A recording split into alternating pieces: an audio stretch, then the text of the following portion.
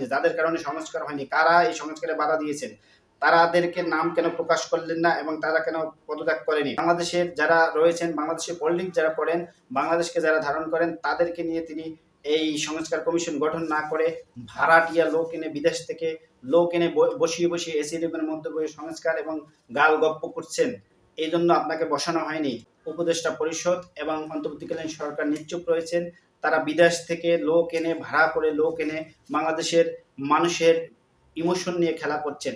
এবং আওয়ামী লীগের বড় কোনো রাকাব বলকে না ধরে আপনি চুনোপুটিদের ধরে যে ধরনের নির্যাতন করছেন, বা এই ধরনের ধরা আমরা পছন্দ করছি না। কারণ চুনোপুটিরা এলাকায় যারা ছিল, আপনি একটি ওয়ার্ডের নেতাকে ধরে কি করবেন?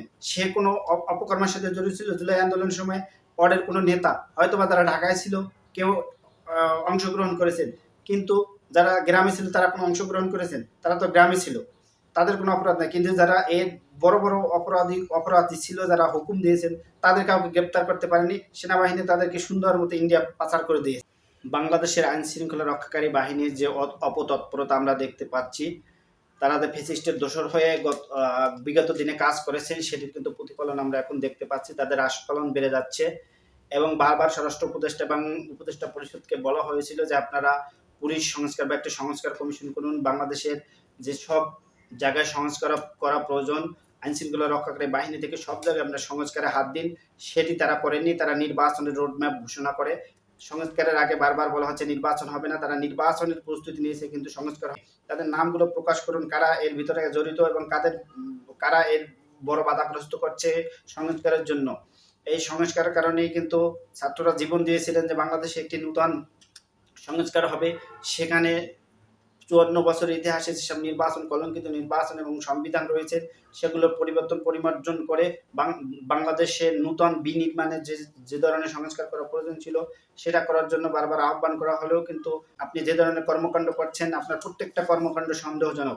আপনি আপনার ইউনিভার্সিটির লাইসেন্স করাবেন, আপনার টেলিটকের লাইসেন্স করবেন, আপনার ঋণ শোধ করবেন, আপনার শুল্ক মওকুফ করবেন। এই জন্য আপনাকে বসানো হয়নি।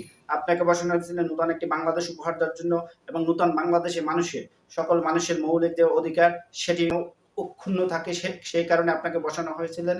এবং মৌলিক চাহিদা এবং দেশের আইন শৃঙ্খলা রক্ষা এবং বাংলাদেশ একটি ভালো একটি অবস্থানে এবং রাজনৈতিক যে অস্থিরতা বাংলাদেশে রয়েছে, সেগুলো যেন থেকে বের হয়ে আসতে পারে।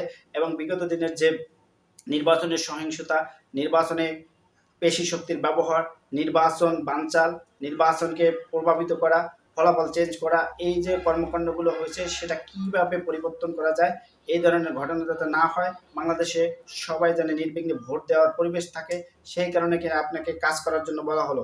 কিন্তু আপনি কি করলেন?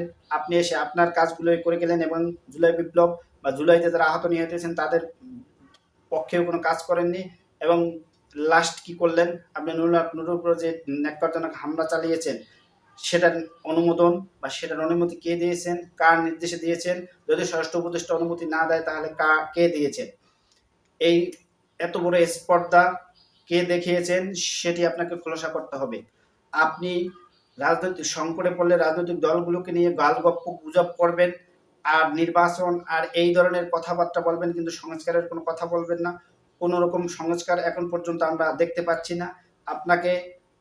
আমরা দেখতে পাচ্ছি কোনো একটি অপরাধ করলে আইন শৃঙ্খলা রক্ষাকারী বাহিনীকে এখান থেকে ওখানে ট্রান্সফার করা হচ্ছে, তাদের বিরুদ্ধে কোনো ব্যবস্থা নেওয়া হচ্ছে না।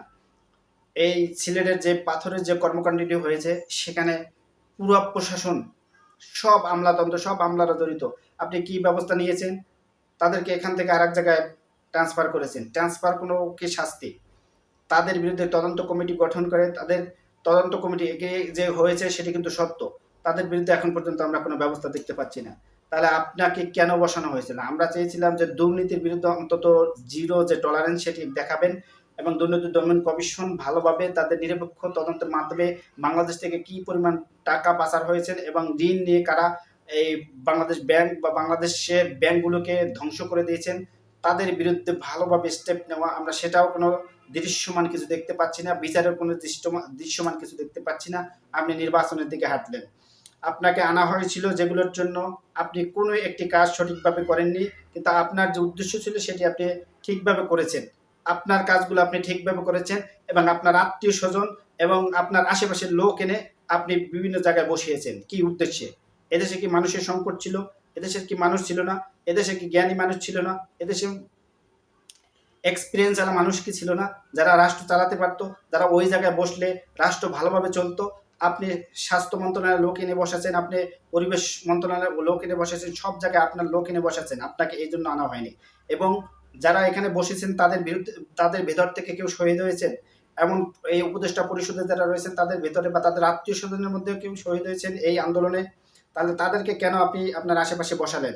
এবং তারা না আছে কোনো রাজনৈতিক প্রজ্ঞা বাংলাদেশ চালানো বা বাংলাদেশকে কিভাবে চালাতে হয়, বাংলাদেশের মানুষের মোটিভ কি, আইন শৃঙ্খলা বাহিনী থেকে শুরু করে আইনের সুরক্ষা দেওয়ার জন্য যে ধরনের প্রজ্ঞা দরকার আপনার সেই লোকদের আছে কিনা?